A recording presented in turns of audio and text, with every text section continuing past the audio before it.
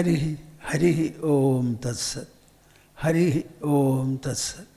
Jai Guru, Jai Guru, Jai Guru.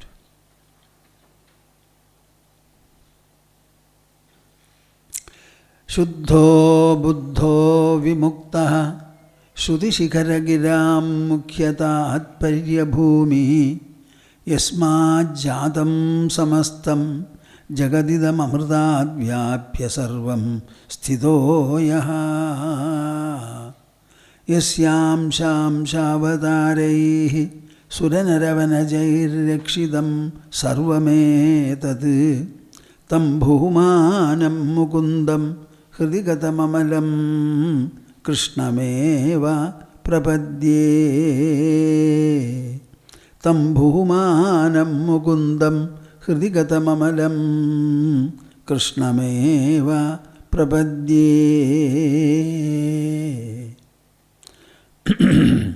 Madhya Hridaya Kashe Sadanandamayo Guru Udetu Satatam Samyak Swatmananda Prabodhakaha. Harihi, Harihi, Harihi Om Tat Sat. Jai Guru, Jai Guru. As usual, we shall have joint recitation of Omkara 3 times. Interlock your fingers and put them on your lap. Sit comfortably erect without troubling yourselves or your bodies. Close your eyes. Open the mouth as well as the heart and join me. While doing this japa, as I always remind you, our joint recitation should spread the entire earth and also should shower its benedictions on all the creatures upon the earth. The purpose of reciting this is primarily to bring about this expansion in all those who recite and even hear the recitation. Harihi, Harihi.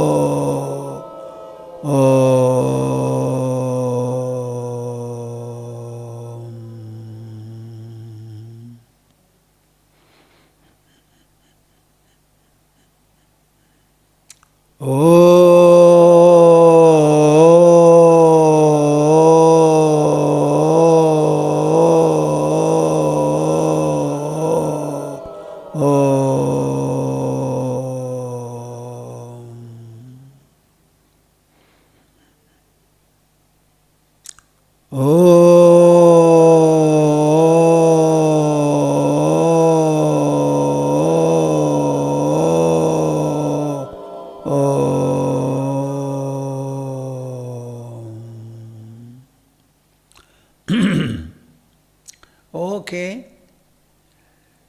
Now we are concluding the 4th chapter of Bhagavad Gita. Here again, Krishna is emphasizing. Sorry.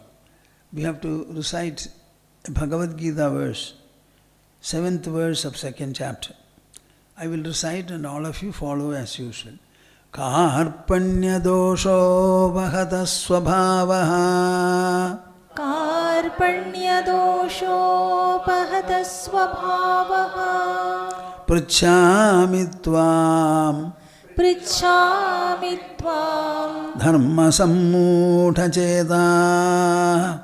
Dharma sammudha cheta. Yachreyasyad. Yachreyasya Nishchitam bruhi tanme. Nishchitam bruhi tanme. Shishyasteham. Shishyasteham Shadhimam. Shadhimam Tvam prapannam. Tvam prapannam. Shishyasteham शिष्यस्तेऽहं Shadhimam शाधिमां Tvam Prabannam. त्वां प्रपन्नम्. See, the chapter we discussed quite well in detail.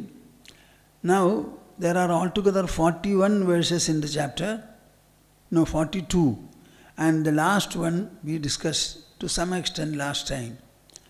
Tasmad ajnana sambhodham hristam jnanasinatmanaha chitvainam samshayam yogam adishtottishta bharata. Krishna tells Arjuna, adopt and assume the yoga that I am exposing to you. And then get up as a yogin. Just see, get up as a yogin, as a yoga sadhaka. How will he get up? By knowing what is yoga, what are the benefits of yoga, what is the yogic insight, where is the emphasis of the yoga practice. All these things you should know very clearly. And the process of knowing itself will have eliminated all the troubles that he encountered in the battlefield. What are the troubles? One is ignorance, the second is delusion, the third is fear, the fourth is doubt. These are obstacles which the mind puts up. Intelligence also shares in the process. In any field of activity, in any front whatsoever, if at all we have anything to overcome, it is primarily these three. You are not aware of matters, you are not enlightened about everything. So ignorance prevails in us. Then we have doubts, whether this or that, what shall I do? Where lies my elevation, fulfillment? Fear.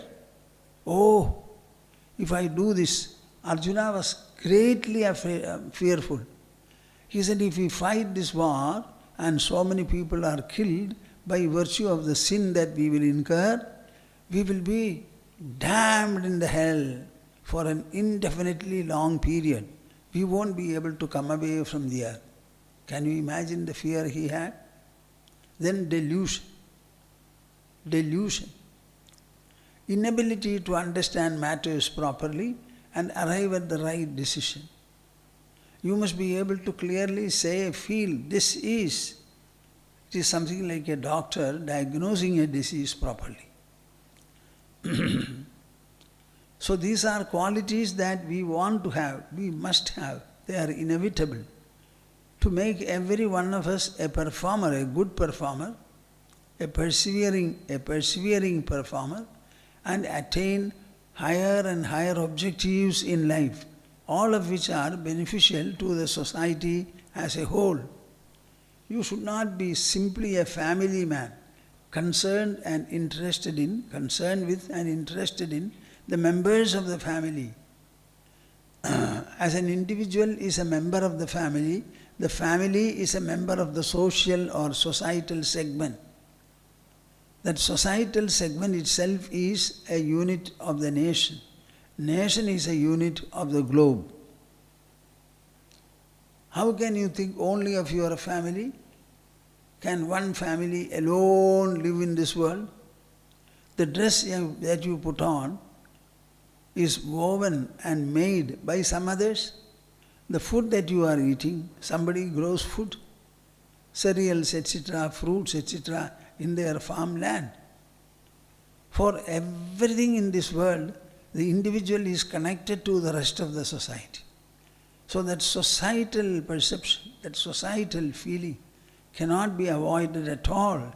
The earlier you cultivate it and you also try to generate it in the children, the better for them as well as for you and the world at large.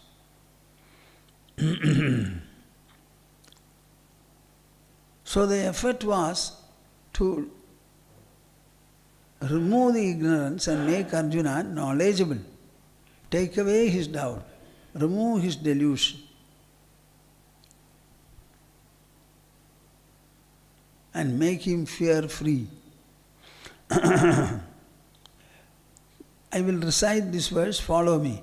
Tasmad ajnana sambhutam Tasmadajnana sambhutam Kristham jnanasinatmanaha Hritstham jnanasinatmanaha Chitvainam samshayam yogam Chitvainam samshayam yogam Adishthotishta bharata. Atishthotishta bharata. See, what is finally Krishna asking Arjuna to do?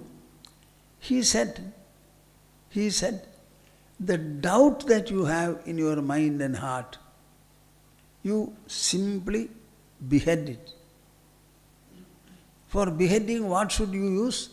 The sword of Jnana, wisdom. Because Arjuna was a fighter and he had come to the battlefield to fight all his opponents.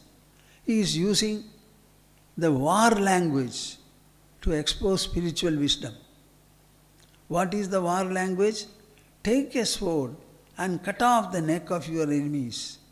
That is the war language. Here also he uses Jnanasina Atmanaha Samshayam Chitva. The doubt is always created by one's own mind and heart. The doubt may be about anything. But where the doubt is really lingering, it is in your heart and born of your heart. How can you penetrate into your heart, not the biological heart, but the spiritual heart? You cannot penetrate into that area except by the process of knowledge, reasoning, inquiry and the like. And reach wherever the doubt is. Try to understand it properly and dispel the doubt. He presents it in a war language, that's all. Tasmad ajnana sambhutam kristham jnanasinatmanaha chitvainam samshayam yogamadishta uttishta bharata. After removing the doubt, the traitor, then you decide to adopt and pursue the yoga, the Samatva Buddhi Yoga I have been emphasizing and imparting. I was discussing this verse. Just see, Arjuna asked for Yat Shreyasya Nishchidam Bruhi Tanme. What did Arjuna ask for? Yat Shreyasya Nishchidam Bruhi Tanme. How will I attain definite Shreyas? Tell me that. So it was an inquiry from the level of intelligence to know something that is an intellectual attainment.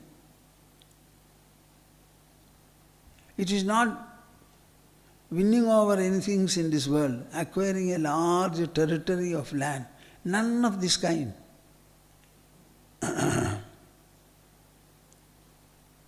It was to remove the doubt from the mind of Arjuna, make him clear thinking, clear seeing,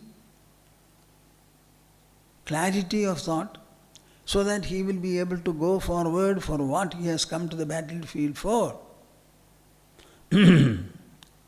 So remove the doubt and develop knowledge and use it as a sword.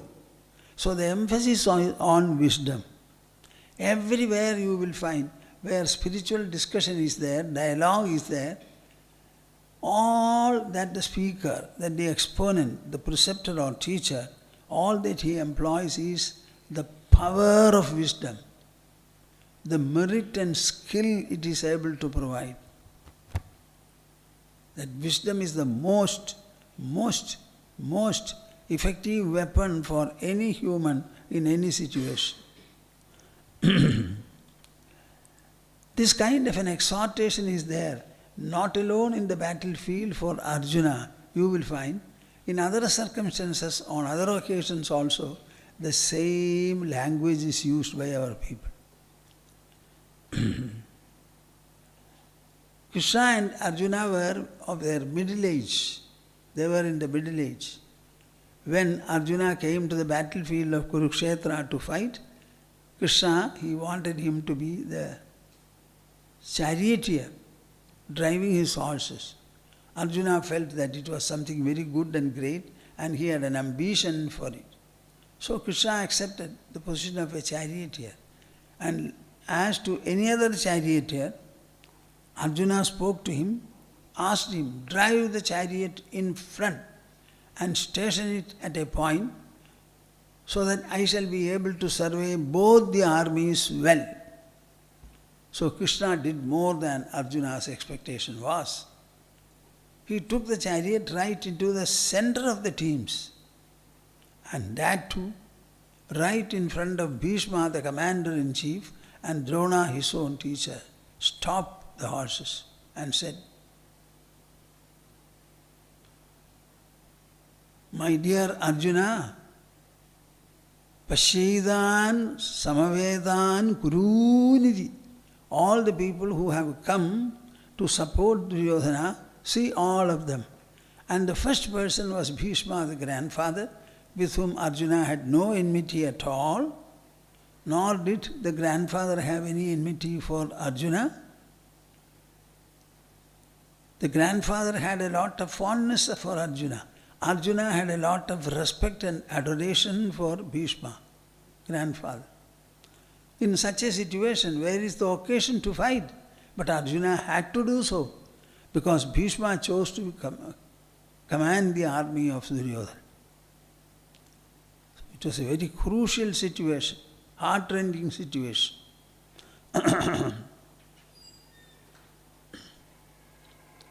But imagine a longer advice which Krishna gave from Dwaraka when he was seated comfortably, peacefully.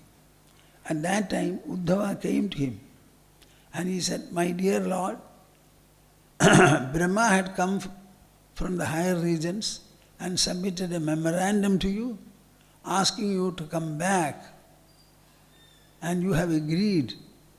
Once you have agreed, I am sure you will go. Nobody can stop you, and there is no question of stopping also.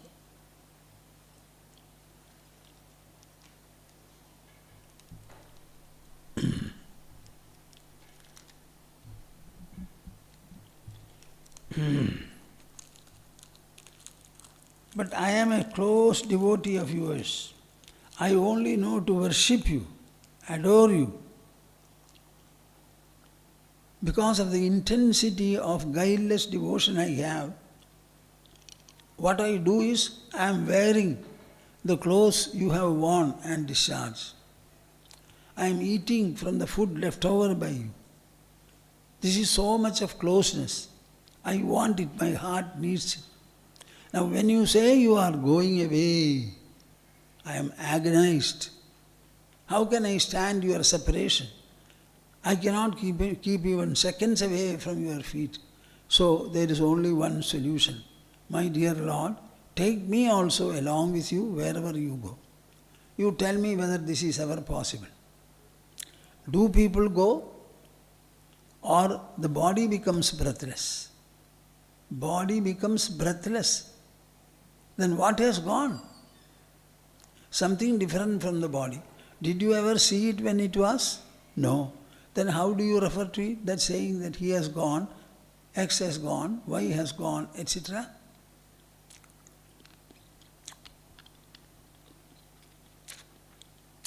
However, Krishna had to resolve the problem. Whenever he was given a job, Krishna had done it fairly and well. The point I wanted to drive home to you is Krishna was 125 years old at the time. Correspondingly, Uddhava had also grown. So, the dialogue that transpired in the Kurukshetra battlefield was when they were young. Now the dialogue between the two is when they have fairly become old.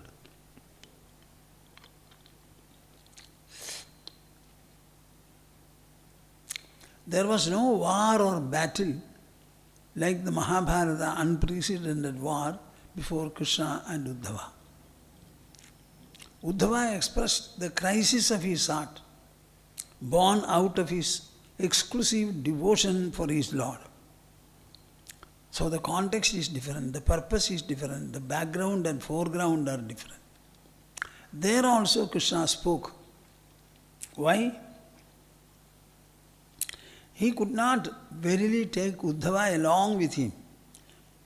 When somebody dies, he himself doesn't know where he goes, so how can he take another person? But nevertheless, the problem had to be resolved. And Krishna was very insightful. So he said, my dear Uddhava, I understand your crisis. All that I have to tell you now is, don't wait for my going. You are not able to stand my separation. So I ask you to go myself, leaving me. So I am the sufferer then. You are going. Where will you go? Go to Badarika on the Himalayan top. There, live between Nara and Narayana mountains.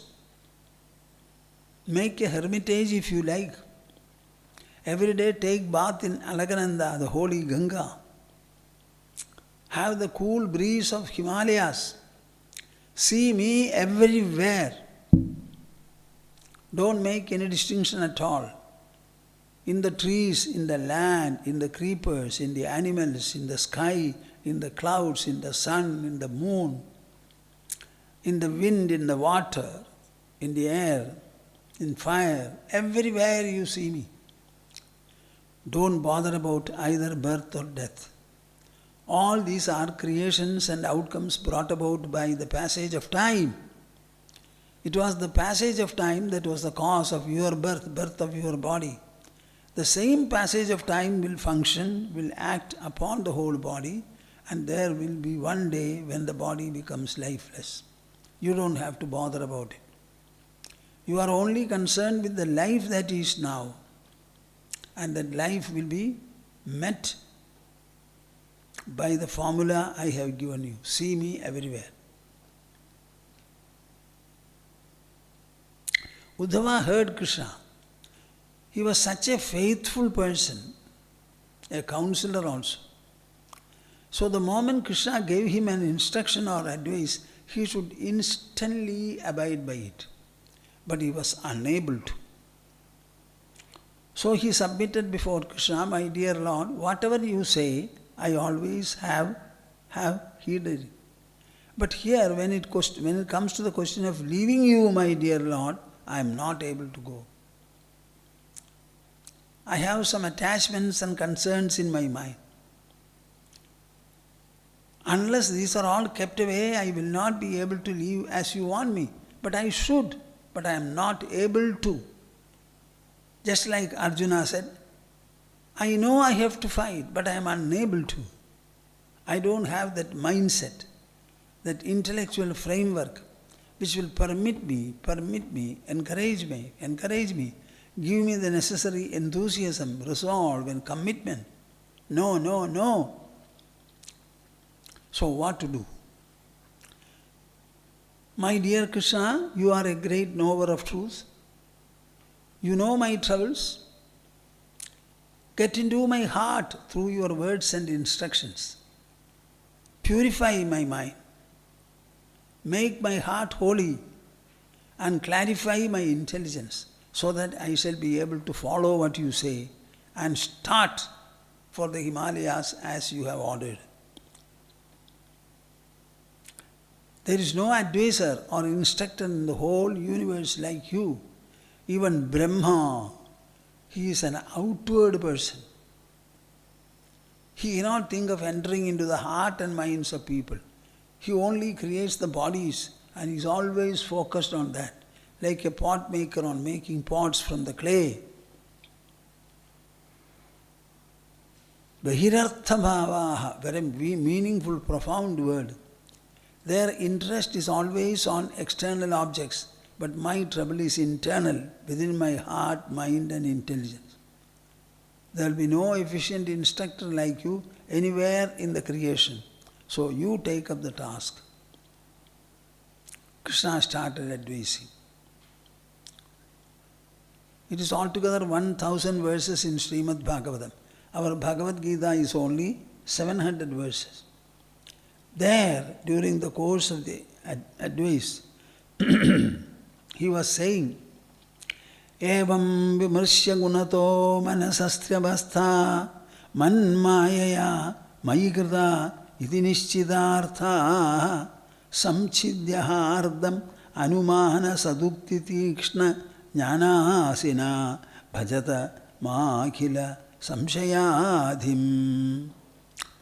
I wanted to tell you, even in the so-called devotional setting, devotional pursuit and devotional dialogue, ultimately it is a question of dispelling the doubt, cutting across its neck and then being free. See what Krishna says. Evam vimarsya gunato manasastriyavastha. Evam, in this manner, in the manner in which Krishna was instructing, vimarsya, critically introspecting and evaluating over whatever you have heard. Gunato manasastriyavastha. The human mind is imbued with 3 states of awareness. Manasastriyavastha. 3 states of awareness for the mind. One is wakefulness, another is sleep, the third is dream. It is the same person who is wakeful, who is asleep, and who dreams. If any one of you thinks that we are only wakeful, it's a blunder. Whenever you are wakeful, you are only wakeful from sleep.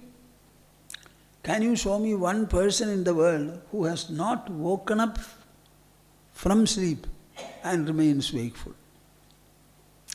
And after having been wakeful, what does he do? The mind completely wipes off all the interactional impacts of the 60-hour day and it puts you into sleep. So 2 things become evident here. One, only from sleep one wakes up. So wakefulness is a creation, is a delivery, is a birth from the sleep.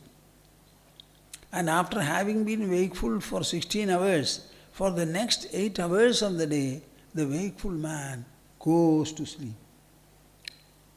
You show me one person who has not gone to sleep from wakefulness. So the wakefulness itself is in between 2 sleeps. And what is sleep? The sleep is a nowhere and a nothing. The sleeping person doesn't want anything. He has no kind of a discomfort. Nothing he needs, and he is nowhere and nothing. He doesn't know where he is sleeping. He is not conscious of his body, mind, intelligence and ego, and also he is not conscious of the world. From such a state of zeroness, the wakefulness comes. So what is the value of wakefulness? Who has caused it? What has caused it? And what is its value? It's a very simple point. Anybody can understand it. Every day you wake up, but only from sleep. And at the end of the wakefulness, again you go to sleep. You cannot go to any other state. In between there is a state called dream. Without breaking away from sleep, you have a kind of an experience which is resembling wakefulness, but not wakefulness, from which you will break into wakefulness. So these are the 3 avasthas of the mind. All these are created by me, by God. All these are created.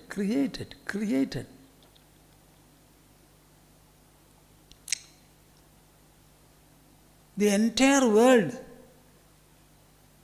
the gross world in which our earth is there, oceans are there, air is there, fire is there, the endless space, sky is there. All these are products of one's wakefulness. The world can never exist except your wakefulness to cause it and support it. The world doesn't wake up. It does not go to sleep.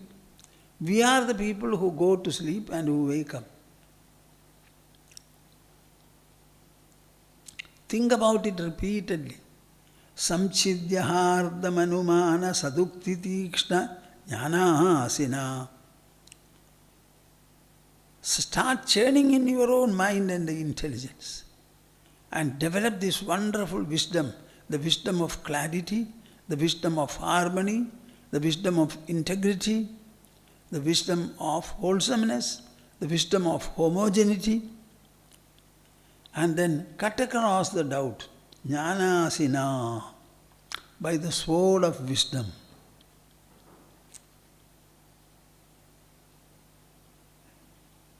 Bhajatama khila samshayadhim, and never undergo any doubt any further. So here also he uses samchidya hardam anumana sadukti tikshna jnanasina. The sword of wisdom sharpened by hearing the words of the Sadguru and pondering over it in terms of logic and reason, relating cause and effect, and then cross over everything. So there also the emphasis is on the sword of wisdom and cutting the neck of ignorance. What does Arjuna say in the end? What about Krishna? Arjuna went on listening to Krishna, raising his pertinent questions now and then. Now and then. Krishna had, as I said, concluded his talk in the 2nd chapter. Then Arjuna raised a relevant question. So the dialogue enhanced, it increased, continued. Then in the 4th chapter also, Arjuna raises a question. He was answering. It was initially something like concentric, you can say. But very soon it developed into a comprehensive discussion where the individual was explained, the complexity of the world was explained, and the art and process of interaction between the individual and the world also brought.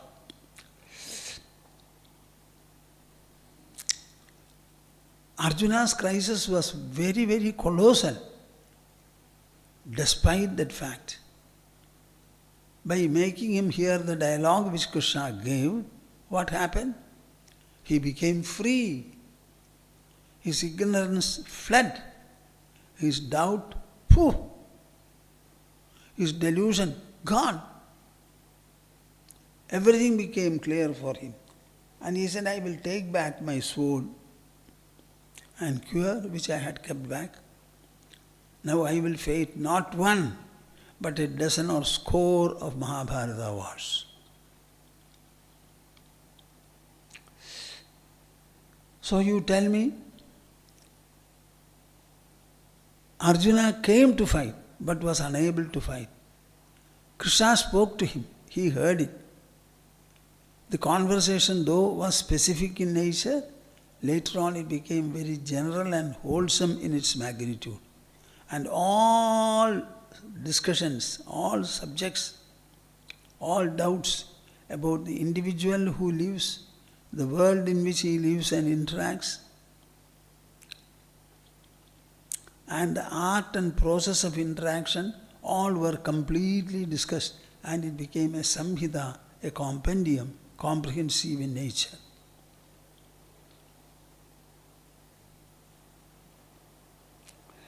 What does Arjuna say in the end, and what did Krishna say in the end?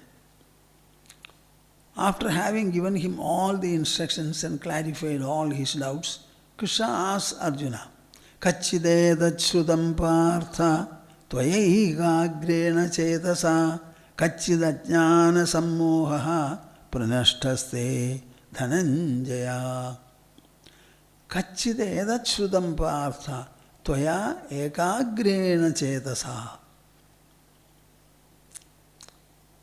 With an unswerving mind, an attentive mind, my dear Arjuna, did you hear me all through well? With sufficient focus. Kachchit ajnana sammoha. Mark the expression. The delusion born out of your ignorance, has it been removed? Has it fallen? He is asking. The reply that Arjuna gave was also very, very good, extremely appropriate. Arjuna says, Nashto moha smritir labdha tvat prasadan maya achyuta sthidosmi kata sandeha karishye vachanam tava. This is how the Gita becomes so beautiful, complete and eternal. It relates to the human mind. It relates to the human intelligence. In fact, as I said, it's a conversation between an enlightened intelligence and a deluded mind.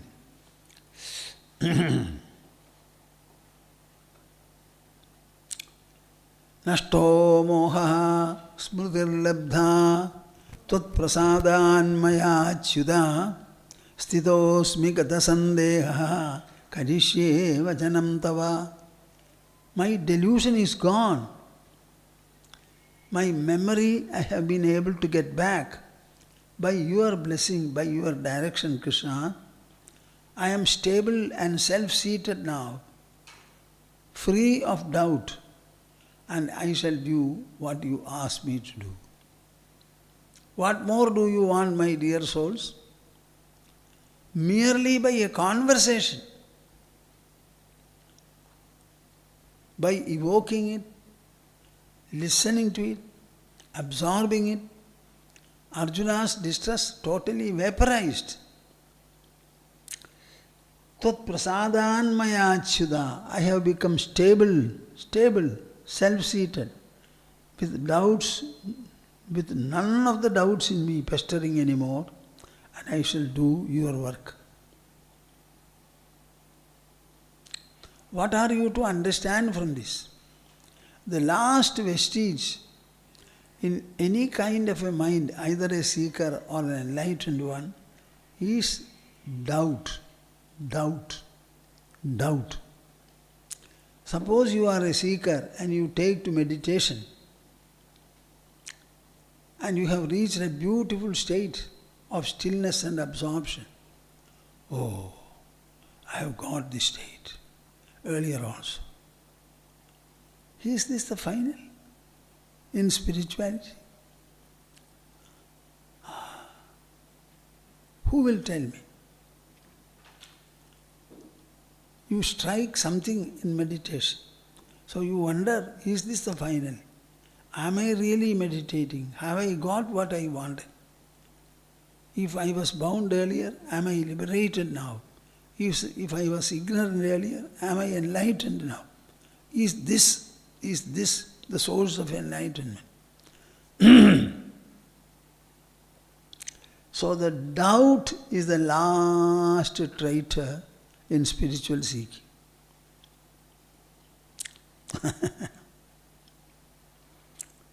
Of all the doubts, what is the fundamental and ultimate doubt? To think I. The moment you think I, different from. So suppose you think I am the I, different from the body.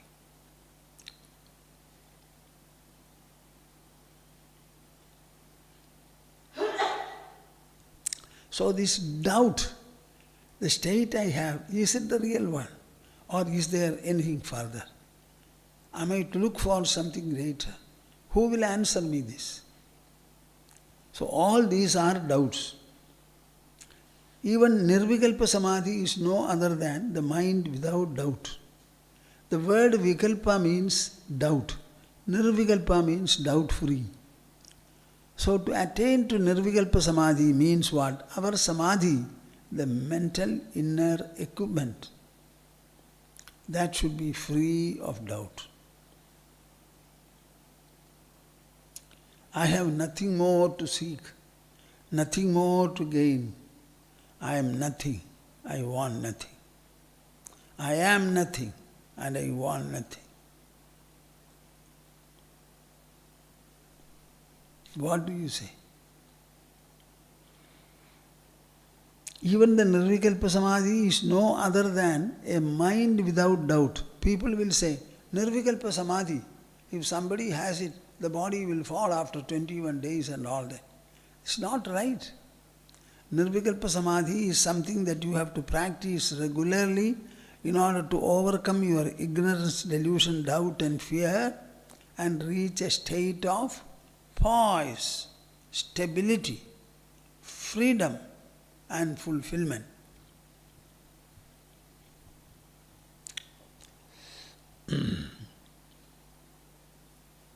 How will you get at this kind of a Nirvikalpa Samadhi, doubtless state?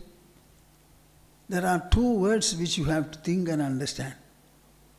Think about and understand. One is Sakshi, the witness. Another is Saksham, the witnessed.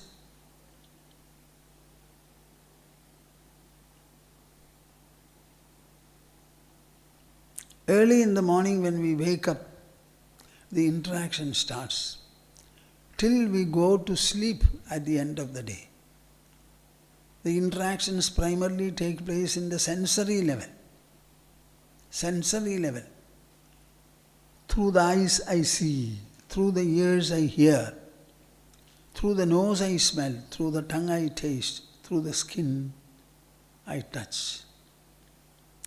These are the 5 sensations that we have.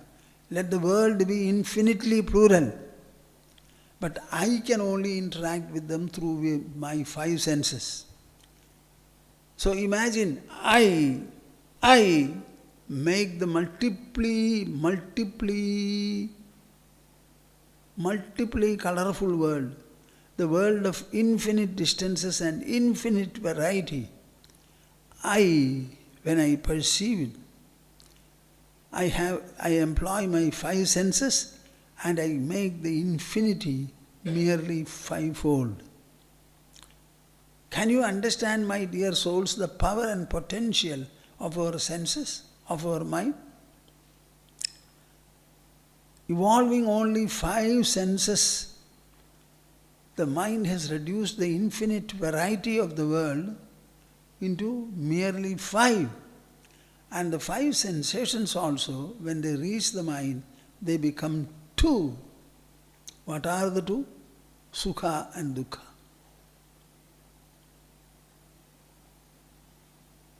Whatever takes place in this world, ultimately it is a 5-fold conglomeration, which resolve into 2 called pleasantness and unpleasantness.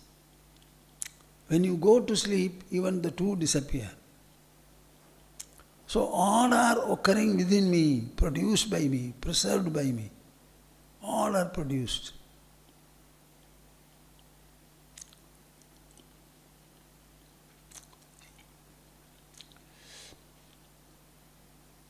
In all these interactional lives that we have, my position, the I, is the witness. And all the rest come as the witnessed, W-I-T-N-E-S-S-E-D.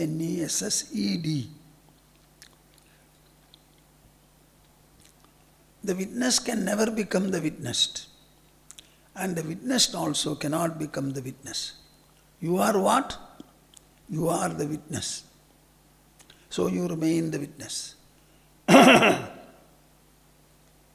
Nothing will make the witness otherwise.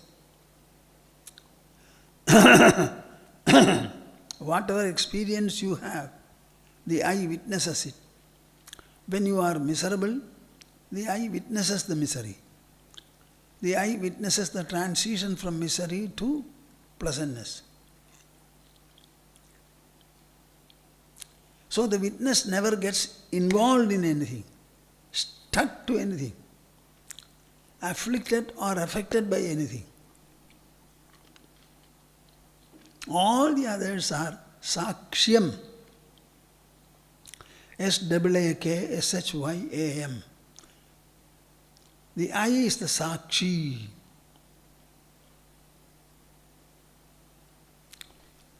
Now the clear understanding that I am the witness, and as witness I don't get anything at all afflicting me. Because I am a witness of the affliction, witness of its opposite, namely ecstasy. I don't participate in anything. I always remain as the witness. This knowledge is sufficient to bestow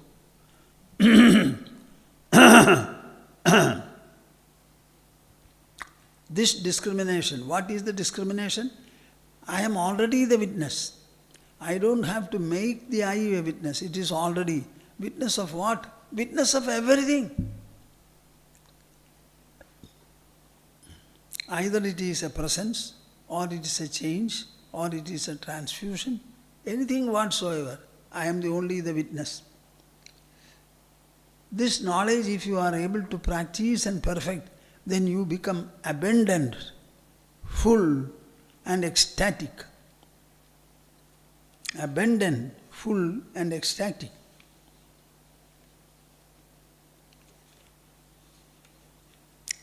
That is why Krishna said, Yadrichālāpa santushto dvandvādīto vimatsara. Yadrichālāpa santushta.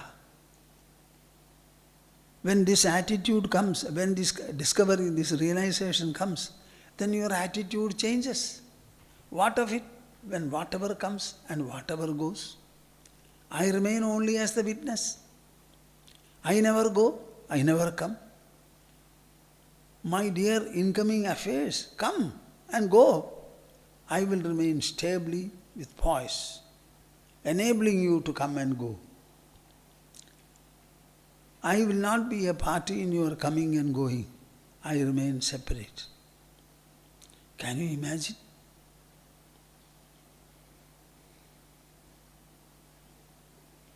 I want all of you to think about this. In our life, we see a mustard, we see an areca nut, we see a mango, we see a coconut. All are seen by the eyes. We see a mountain. We also look at the vast sea. Then we go up, we see the infinite sky. Now you are the witness of all these.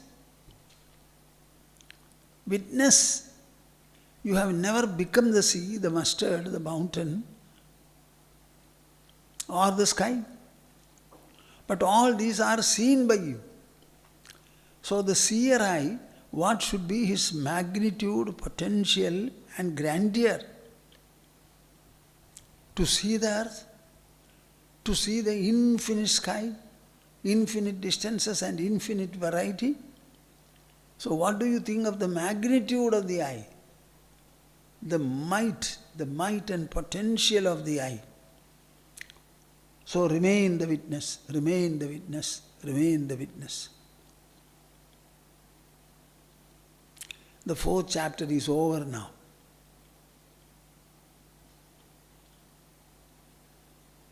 It has clearly told Arjuna how powerful is knowledge, how fulfilling is knowledge, and how this knowledge is centered within your personality around the witness I. I think anybody who listens to it well with attention, he will immediately want to have this knowledge. There is nothing greater in the world, in life. Now we go to the next chapter, chapter 5. It begins with Krishna's statement. It begins with Arjuna's doubt. As in the 3rd chapter, in a way the 4th chapter also, he now beautifully raises a doubt. This doubt is related to Krishna's explanation, emphasis, etc. See what is the sloka.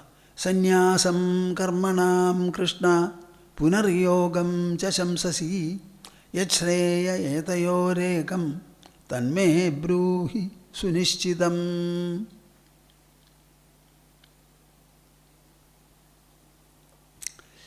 I wish that in our country particularly and also in the world, there are enough people, intelligent people, hearty people, innocent people, people who are given to make life more and more meaningful and purposeful, who will relate to this kind of a statement and discussion. Krishna, Sannyasam karmanam Krishna punaryogam cha shamsasi yachreya etayorekam tanme bruhi sunishchidam.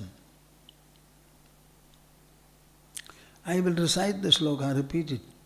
Sannyasam karmanam Krishna Sannyasam karmanam Krishna punaryogam cha shamsasi Punaryogam cha shamsasi Shamsasi Shamsasi Shamsasi Shamsasi Shamsasi Shamsasi Yachreya etayorekam Yachreya etayorekam Tanme bruhi sunishchitam. Tanme bruhi sunishchitam. I don't know, my dear souls, how you evaluate this question of Arjuna. He was totally in doldrums, absolutely torn mentally, intellectually, heartily, sensorily, bodily. That person was clearly following what Krishna said, absorbing the message, trying to understand it, assimilate it. And whenever he had confronted problem, he raised the problem and asked for clarification. He got it. Now he raises the question here also. My dear Krishna, it is very clear to me from your talk that you want us to cultivate the spirit of renunciation. The world will go on in its own manner. You are also born as part of the world courses. You are born as a human. Others are born as subhuman creatures. That is the only difference. You have the power of thinking and intellection. Equally the power of articulation. These are the only differences. These are powers not you have gained, but you have been imbued with by nature, by creation.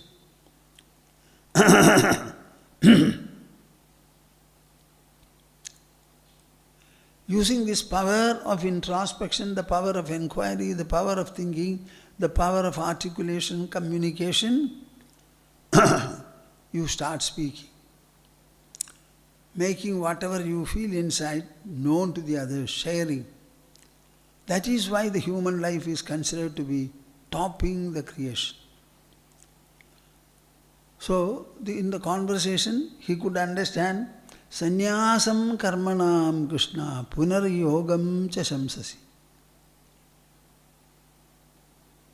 You give a lot of emphasis for renouncing actions. The actions are, however described, however felt, they are after all what? Make a man tired. He will have to stop it after some time. So the best will be to renounce the desireful actions. Say goodbye to greed and possessiveness. And then be seated in yoga. Enrich and empower your mind by the spirit and majesty of yoga.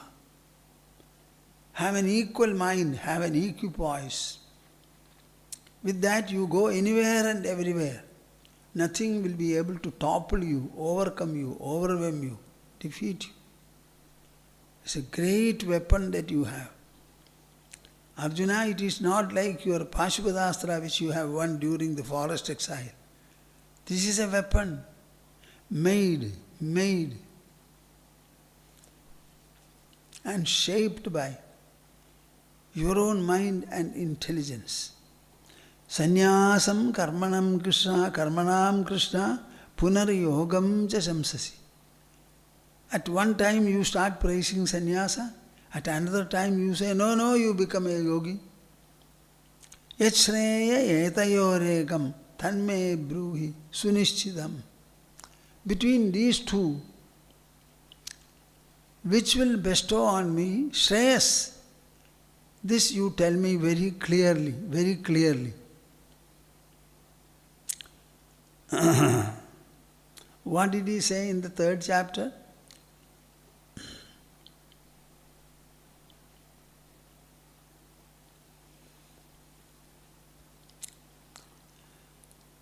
He says, on the one hand you say,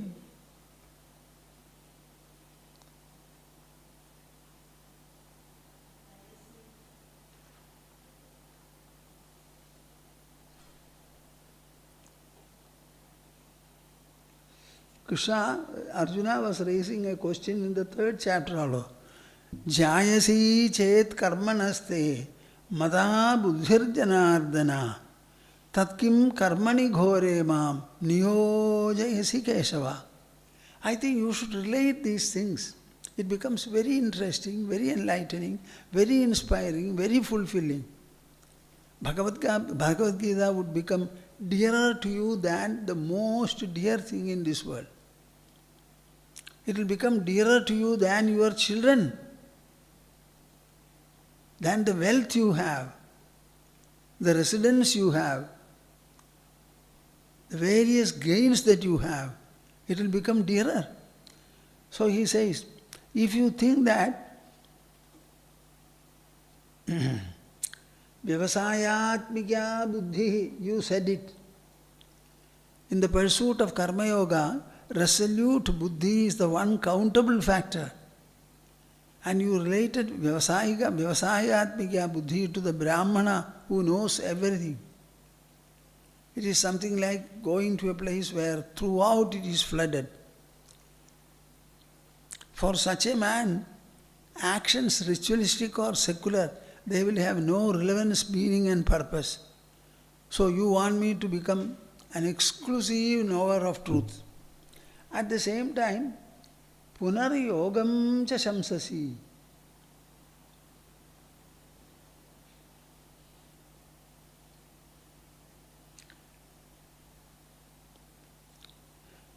Jayasi chet karmanaste mata buddhir janardana tatkim karmani ghore mam niyojayasi Keshava.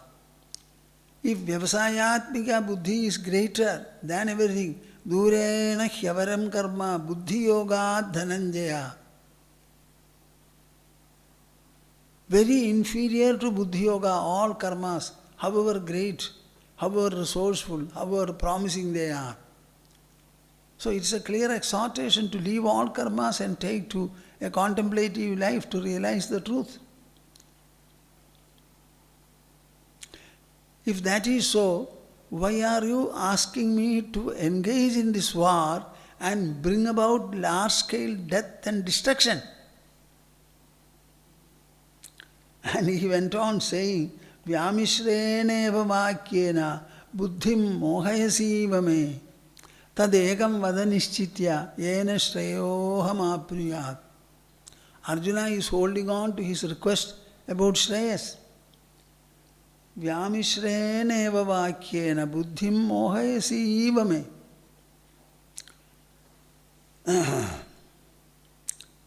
By using admixed words, different kinds of vocabulary, simile, metaphor, etc. Buddhim mohayasiva me. It appears, apparently, you are deluding my mind, hoodwinking my mind. Tat shreya etayoregam. Tadegam vadanishchitya ena shreyoham apnuyam. So you tell me very precisely and conclusively by which I can attain Shreyas. Shreyas was my first question, first necessity, first request. The same he holds on to. In the same manner, here is Arjuna saying, Sannyasam karmanam Krishna punar yogam cha shamsasi. There also he said, you decide whether I should fight, in spite of the fact that this fight and activity are far inferior to the gaining of spiritual wisdom. Tell me very precisely. Here also he says, you are emphasizing on praising sannyasa and karma. Sannyasa means abandoning all activities. Karma means getting engaged in activities. Yet shreya etayoregam tanme bruhi sunishchidam. Because you are seemingly praising both, I am confused. You tell me very precisely which is the better and which will give me Shreyas, everlasting goodness. Very clearly and definitely please speak to me. Don't use any confusing terms. Don't present so many alternates. I won't find it easy for me. So say clearly.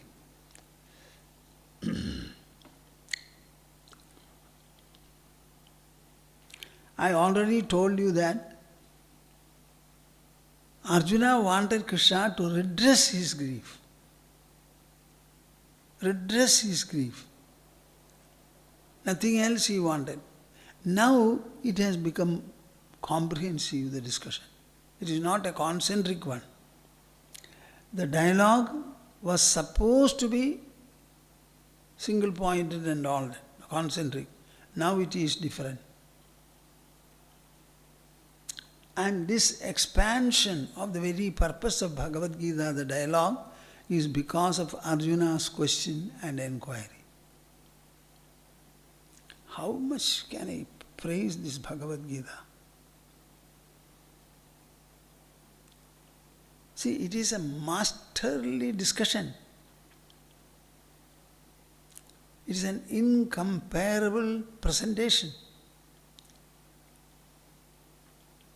For any intelligent man, any sincere man, any devout person, this Bhagavad Gita dialogue is very, very alluring, rewarding, promising, exhilarating, enlightening. What a wonderful discussion. From Jnana Karma Sannyasa, in the 5th chapter, they are going to Sannyasa Yoga.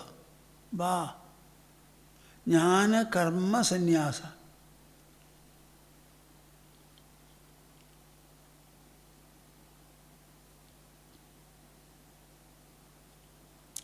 Yoga Sannyasta Karmanam Jnana Samchinna Samshayam.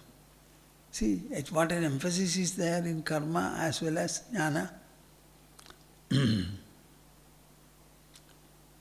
Is karma sannyasa possible at all? Karma sannyasa means abandoning work and activity and involvement. Is it possible? You think for a while. As a human being, we feel hunger and thirst. Whenever you are hungry, you want to have your food and appease the hunger. Whenever you are thirsty, you want to have a drink, at least water. In as much as these are produced by the body, by nature, will you not be having your food? Yes. Every morsel of food going into the alimentary canal produces energy as an outcome. So production of energy is an inevitable result of appeasing hunger. Once you have energy in the body, how will you utilize it and harness it? You can only spend it in activity.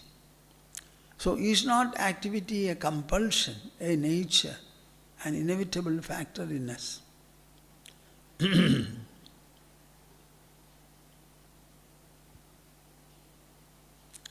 So can you think of total sannyasa at all?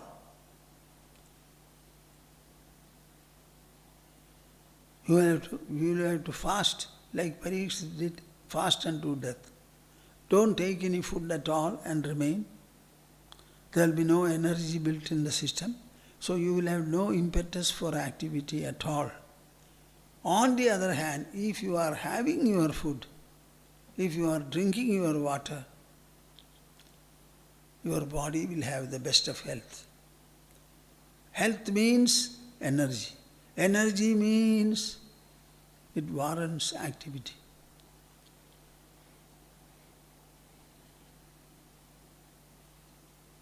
So in a human life, can activity be avoided at all? No, no, no, no is the answer. Whatever you want to attain, it should be in conjunction with activity, not by renouncing activity, without activity. Naishkarmya is the goal of spirituality. Naishkarmya cannot result from deriding karmas. Oh, karma is not good, it is painful, it is binding. It's not by that.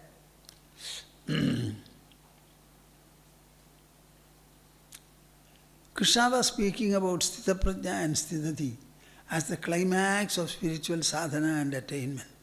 How did he define it?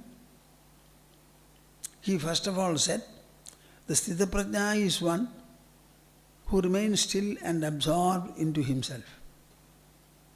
Such a man, is he useful? What relevance does he have to the workaday world?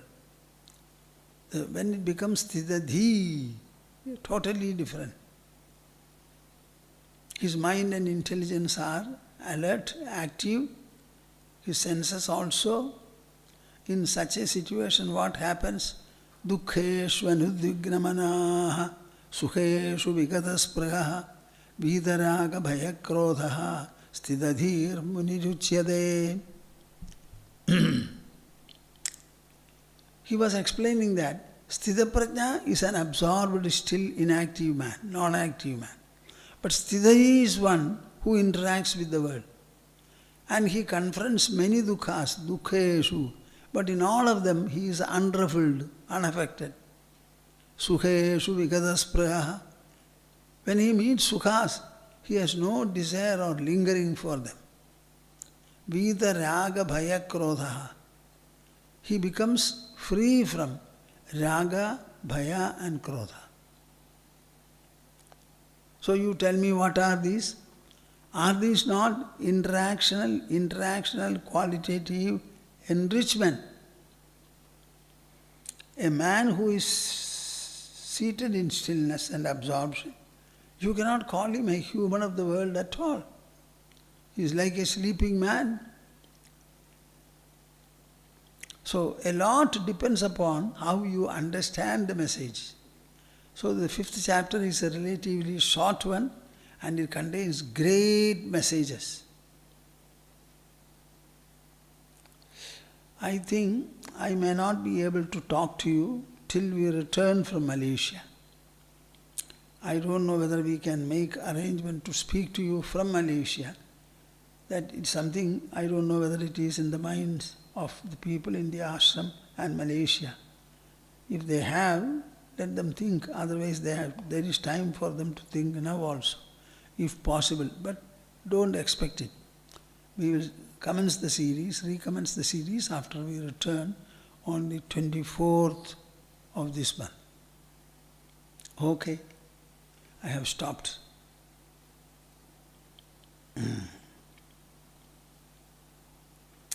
Our discussions are, I believe, quite deep, widespread and exhaustive. As I always say, every one of you should spend sufficient time rehearing it and developing your own introspection. The manana portion should not be lacking. In our morning Prabhatarashmi, I have been speaking on manana. Manana means truthful introspection. Tattva Vijara. People don't know what is this manana. The mind should be focused on the concepts you have heard, gained, and then make the concepts your own, your own, your own.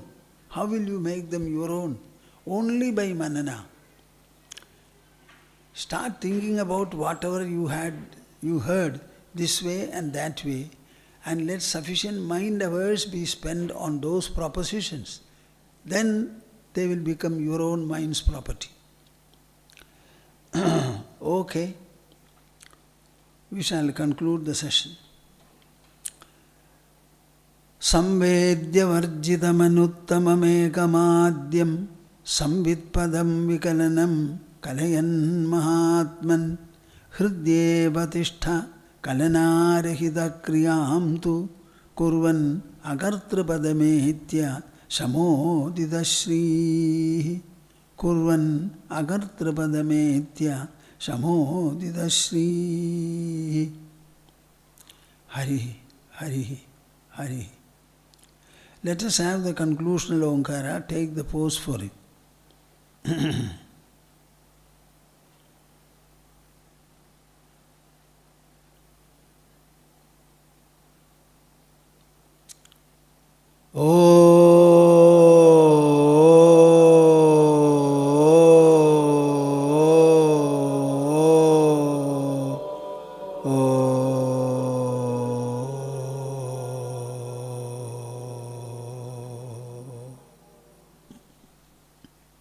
Hari, Hari, Hari Om Das. Okay. Do well.